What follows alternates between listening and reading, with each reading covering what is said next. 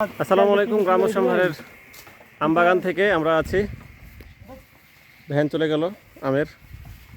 আমরা আমটুয়া ছিলাম, আম খাইলাম। গ্রাম্য সম্ভারের আমবাগানে আছি। তো সকাল থেকে অনেকগুলো আম টুয়ানো হয়েছে, অর্থাৎ যে পাকা আমগুলা নামানো হয়েছে। এখন আছি আমরা যে নামানোর পরেও দেখেন কতগুলো আম আমরা যে আম টুয়াইছি, আম খাইলাম অনেকগুলা। খিরসাপাত আম, এত পরিমাণে গরম পড়ছে, মানে মানে অস্থির।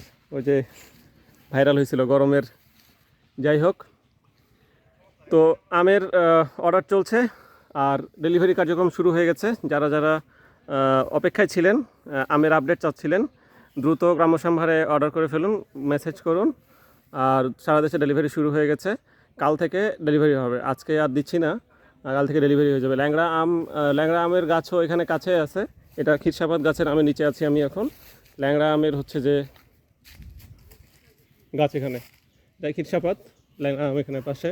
ল্যাংড়া আমও আজকে পাকা আম খাইলাম, অর্থাৎ ল্যাংড়া আমের সময়ও হয়ে গেছে। আপনারা ল্যাংড়া আমও যে অর্ডার করতে পারেন।